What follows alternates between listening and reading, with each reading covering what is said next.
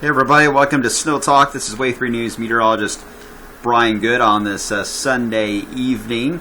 My last Sunday evening here with Meyer and Kendrick as we're switching our schedules up somewhat starting in January. But starting tonight, this will be my last show. Ryan Hoke will be here with you next Sunday, and then I'll be here more during the week on the 5:30 and now the 7:30 show back with Don G again. So Kevin Hart and I will be here with you guys each and every evening pretty much, keeping you guys updated and safe as we get through all these crazy weather events. Tonight's blog, I'm going to keep it fairly simple. Not feeling the greatest here today, so I don't have a lot of excitement to add to the video, so my apologies to snow lovers, but there is stuff to watch and stuff to track, so let me just get right into it. First off, on the stats, those continue to increase. 2.5 now for the annual total. Still ahead though on our this year's total compared to normal, so we'll take it. Okay, on the board tonight, we're going to talk a lot about this Friday-Sunday setup that we have. It may not just be one system; it could be one or two involved. Very complex setup as these always seem to be. And then seeing good enough indications that another system will move in along the southern branch of the jet stream between the 6th and the 8th. That one will come at a time when Arctic air is overwhelmingly available. So that is something to at least give me a one full Twix bar for, just given that kind of a setup of timing. And then another one after that, 10th to the 12th. It's going to be a busy pattern here, all right? So we could see a very wild several weeks ahead for us here. It doesn't seem that way now. It hasn't seemed that way as of late. But weather right here in the wintertime, it can change fast in a matter of days, and the computer models are just tools that we use to try to figure this stuff out. They're not the end-all, say-all. So you have to keep that in mind, that you have to treat the weather with respect and really look for the signals that you're seeing, what's happening on a day-by-day basis to help you out. Because the models can confuse people, and I'm sure they already are for a lot of you. All right, on the satellite and radar, you see still lots of clouds in Kentuckiana, the rain to the south. Another push may move in here in our southern counties late tonight. Looks to be east of Lake Cumberland, so if there's any flake action that could mix in with that rain, it'd be found there, but not a big deal. All right, as we head through this week, it's the Arctic front we're going to be watching as it moves down, as went into Monday and Tuesday. As it does so, it may squeeze out some light snow showers, mainly east of Louisville. There's going to be a wave that'll ride along that front, and this is the NAM model showing that. Monday night to Tuesday, it's mainly east of us again for the Mid-Atlantic, but some of our counties could clip a few snow flurries. Wouldn't rule it out. Better chance for that as we into the actual Tuesday night time frame when we get really cold. Tuesday night, see maybe a few flakes mixed in there. And then the front, the eastern side of it anyway, begins to wash away off the map altogether, and that's important to know. Excuse me. That is important to note because this front weakening by the time we head into New Year's Day, then will allow anything that has a south wind attached to it to attack the Ohio Valley. And cold air is heavier than warm air, so whatever cold falls here Tuesday and New Year's Day is going to just sit here for a while. And our next storm is going to try to throw warm air on it. Now the question is it going to be able to warm us up in all layers of the atmosphere and make this an all rain event? Or is it only going to be partially done?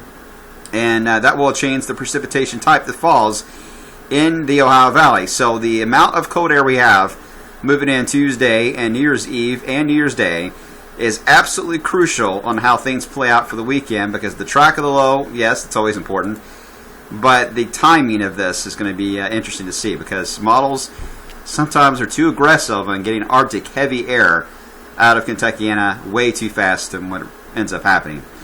Here's New Year's Day temperatures, by the way.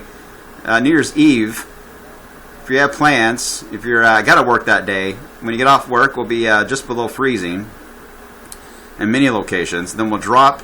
Look at midnight's temperature. At that point, when they do the countdown, we should be seeing temperatures in the lower 20s. Teens will likely be the wind chill if you're outside watching anything out there for the switch over to the calendar. And it's going to stay cold all night long. So cold New Year's Eve.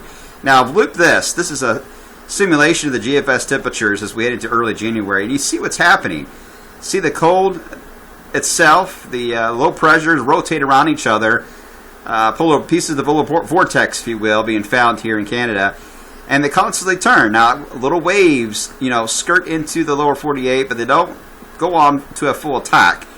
we still got a decent enough ridge here and over Florida and the Bahamas that is preventing this from going all the way to Florida.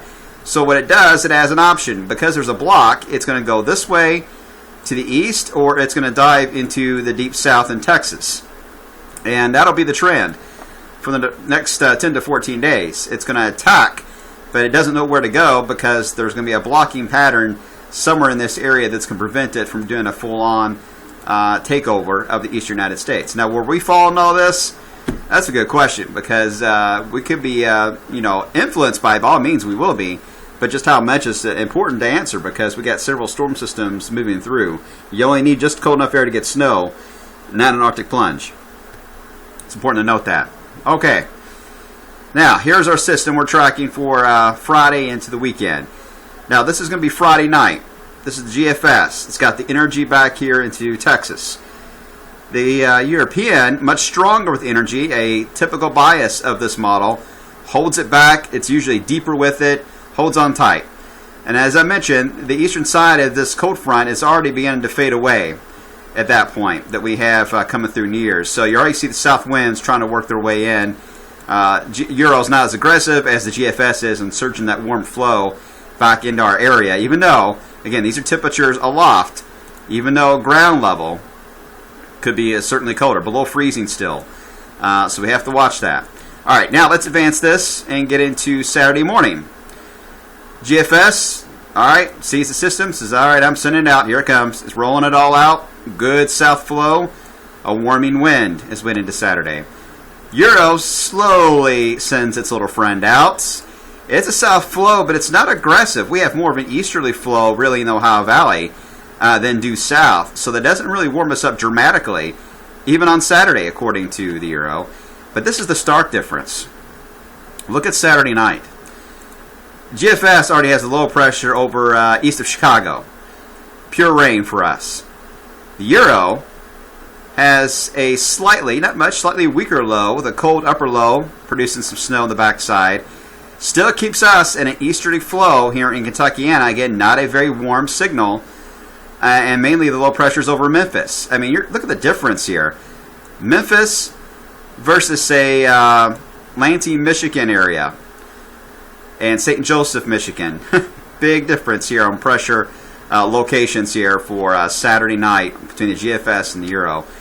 And it gets even more so as we head into Sunday. GFS says, bye-bye. I'm taking my low way up here in Nova Scotia. Almost off the charts, in fact. Meanwhile, the European model has it heading into the mid-Atlantic, and it drops us into a quick rain to snow setup as we head into Sunday. So, got to figure these two out here, and got to figure out the pattern. The Canadian is favoring the European idea so far. The Japanese model seems to be favoring more of the GFS idea. So they're all over the place. And what's interesting to note about that is that as we get into post system out of this for the next week, say the 6th and 7th of January, because the GFS is so quick to move that low out of here, it's a stronger low. It's going a full-on Arctic attack on the United States. I mean, this is, bitter cold air in the Ohio Valley. The Euro, again, it's slow poking its way through. It gives us some cold air, but it doesn't really show an attack. In fact, it could set us up for another warming spell as it tries to plunge the Pacific jet back into the United States, which would lead more to another brief warming trend. So, there you have it. A lot of questions here on the weekend. So, we're going to keep with our trend.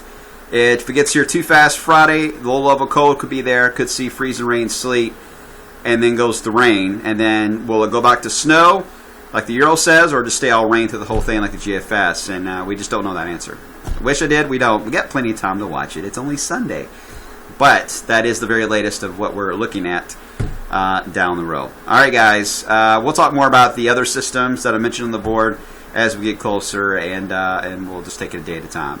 Have a good night. I'll see you tonight after the football game, and then I will be back here tomorrow at 5:30. Kevin Harned is also going to be back with us tomorrow evening. Have a good one.